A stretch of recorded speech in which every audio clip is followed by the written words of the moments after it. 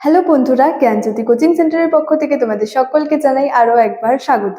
আজকের ক্লাসে আমি তোমাদের সঙ্গে আলোচনা করব হরপ্পা সভ্যতার শিল্প সম্পর্কে। অর্থাৎ হরপ্পা সভ্যতায় যে কোন কোন শিল্প আর কি শিল্পের উন্নতি ঘটেছিল বা কোন কোন শিল্পের প্রসার ঘটেছিল সেই সম্পর্কে আজকের ক্লাসে বিস্তারিতভাবে আলোচনা করব।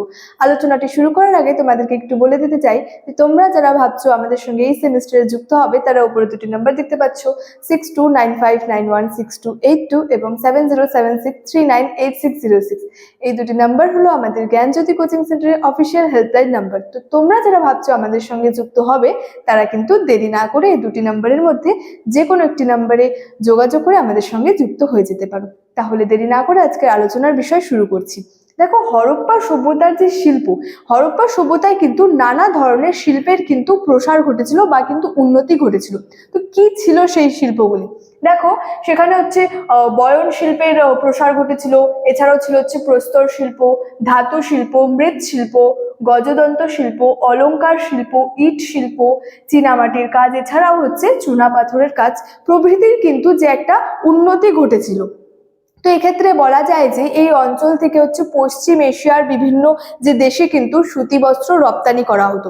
এবং যদি বলি এই যে মানে হরপ্পা সভ্যতার যে শিল্প, এই শিল্পগুলির মধ্যে প্রধান শিল্প ছিল হচ্ছে বস্ত্র বয়ন শিল্প বা বয়ন শিল্পর কথা কিন্তু বলা হয়েছে। যে হরপ্পা সভ্যতার যে শিল্পগুলি রয়েছে সেই শিল্পগুলির মধ্যে যে প্রধান যে শিল্প সেটি কিন্তু ছিল বস্ত্র বয়ন শিল্প।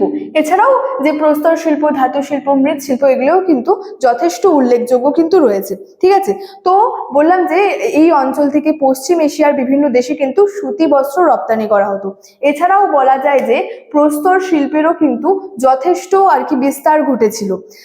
পাথরের তৈরি মূর্তি ছিল, এছাড়াও দামি পাথরের তৈরি কিন্তু যে বিভিন্ন শৌখিন দ্রব্যও ছিল। তো দামি পাথরগুলি কি কি ছিল?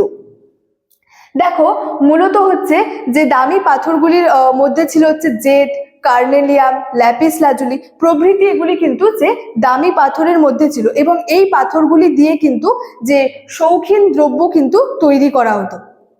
এছাড়াও সেখানে কিন্তু ধাতু শিল্পেরও যথেষ্ট প্রসার কিন্তু ঘটেছিল।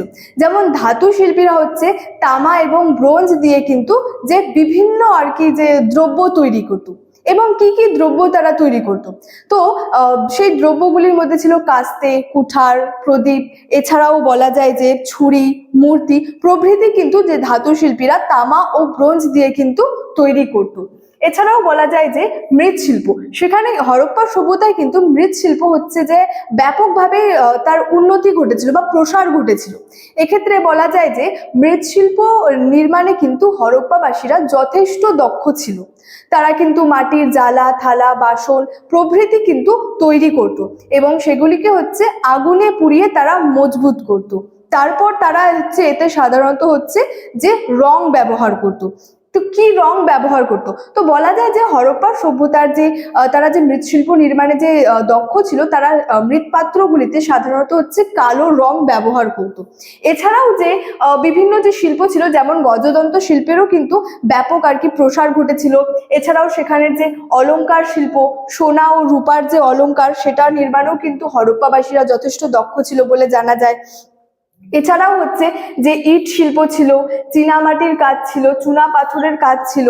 এছাড়া বলা যায় যে পোড়ামাটি বা যে চুনা পাথরের যে মানে তৈরি শিলগুলিতে কিন্তু বিভিন্ন গাছপালা, পশু পাখির কিন্তু ছবি উৎকীর্ণ আছে, অর্থাৎ এই ছবিগুলি কিন্তু খোদাই করা কিন্তু রয়েছে।